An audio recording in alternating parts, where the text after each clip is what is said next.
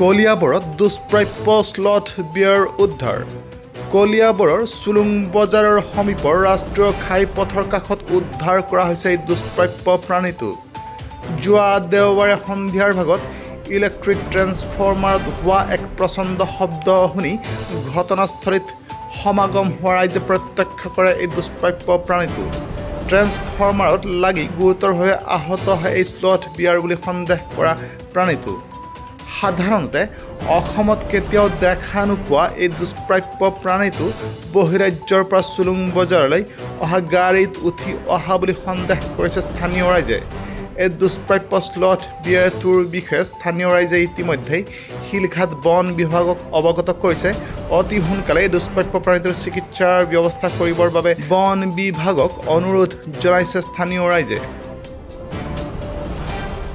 কালি আমি সন্ধিয়া সময় আমাৰ ওচৰতে থকা ট্ৰেন্সফৰ্মাৰখনত এটা আৱাজ ওলালে বম ফুটাৰ দলে। তেতিয়া আমি দৌৰি গৈ কি হ'ল বুলি চাওঁতে আপোনাৰ ওপৰতে এখন বান্দৰৰ নিচিনা বস্তু দেখা পালোঁ আৰু তাৰপিছত আমি লাইনমেনক ফোন কৰি মেইন লাইনটো কটাই দি তাক নমোৱাৰ ব্যৱস্থা কৰিলোঁ।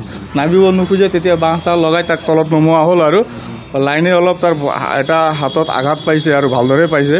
কালি ৰাতি ফৰেষ্টাৰকো ফোন কৰা হ'ল, সিহঁতে ক'ৰবাত মানে মহনে কিবা ওলাইছে বুলি কৈছে, আহিব তাৰপিছত আহিম। ৰাতি অহা নাই, আমি তাক বস্তুটো কাৰ্টুনত ভৰাই থৈ দিছোঁ আৰু এতিয়া অলপ পিছত আহিব কিজানি, সিহঁতে লৈ যাব আৰু বস্তুটো কি হয় আমিও একচুৱেলি ধৰিব নোৱাৰোঁ। আমি এনেকৈ চাৰ্চ কৰি চাওঁতে স্লথ বুলি দেখা পালোঁ, পিছত লাজুকী বান্দৰো বুলি কয়।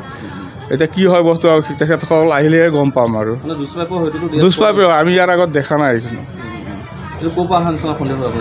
মোক মানে আমাৰ এইখিনি ট্ৰাক ৰখি থাকে, আলুৰ ট্ৰাক ৰখে, বাহিৰৰ পৰা অহা তৰমুজৰ গাড়ী আহি ৰখে, এইবিলাকতে চাগে আহিছে নেকি, খুব সন্দেহ আৰু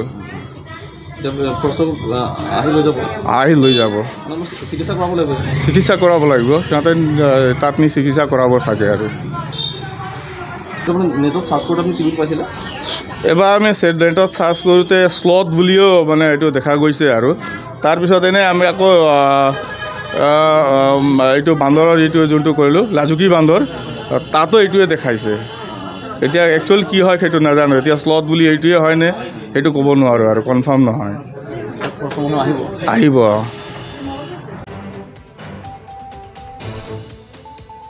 কলিয়াবৰৰ পৰা Anup Bora report, news time 3।